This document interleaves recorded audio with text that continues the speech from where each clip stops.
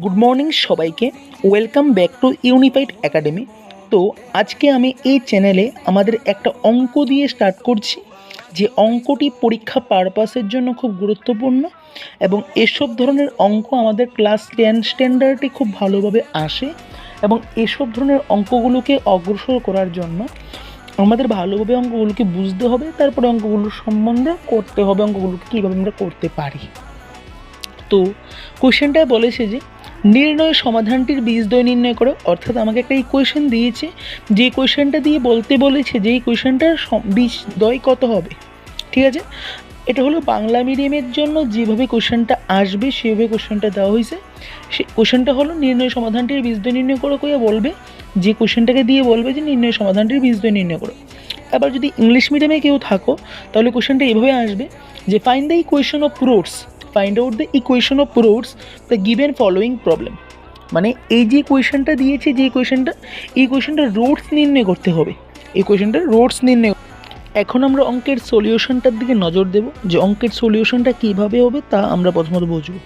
তো কোয়েশনটা দিয়েছে যে a by ax minus one plus b by bx minus one equals to a plus b। তো কোয়েশনটাকে কীভাবে করতে হয় তা আমরা বুঝবো। আমাদের যে a প্লাস বিটা রয়েছে, মানে আমাদের ইকুয়েলের ডান পাশে যে a প্লাস বিটা রয়েছে, এই a প্লাস বিটাকে আমরা একটু সিস্টেমেটিক ওয়েতে বাম পাশে নেব, যাতে অঙ্কটা করতে সুবিধা হয়। নট ওয়াইজ আদারওয়াইজ তোমরা যেভাবে ইচ্ছে করতে পারো, তার কোনো সমস্যা নেই, কিন্তু অঙ্কটাকে যদি আমরা এভাবে করি তাহলে অঙ্কটার সিস্টেমটা একটু আগাবে, বা তাহলে কমন টমন নিতে একটু সুবিধা হবে। তো প্রথমত এ প্লাস বি, মানে ইকুয়েলের ডান পাশে যে এ প্লাস বিটা রয়েছে, আমি ইকুয়েলের বাম পাশে এক সাইডে সবগুলোকে নিয়ে ফেলবো। তো এক সাইডে সবগুলোকে নিয়ে ফেললে আমাদের কাজটা দাঁড়াবে যে এবার, তো সবগুলো সমীকরণকে বা সবগুলো ইকুয়েশনকে সবগুলোকে আমরা এক পাশে নিয়ে কাজ করব, তাহলে অঙ্কটা করতে একটু সুবিধে হবে। তো আমরা কি করলাম, যে A by A x minus ওয়ানের সাথে বিকে রাখলাম, আর B by B x minus ওয়ানের সাথে একে রাখলাম। তো আমি কি করলাম, যে মানে ইকুয়েশনটিগুলোকে এক সাইডে নিয়ে নিলাম। তো এক সাইডে নিয়ে নেওয়ার ফলে তার সাইডে কত আসবে, মানে ইকুয়েলের ডান পাশে কত আসবে, ইকুয়েলের ডান পাশে জিরো আসবে। তো ইকুয়েলের ডান পাশে জিরো আসছে।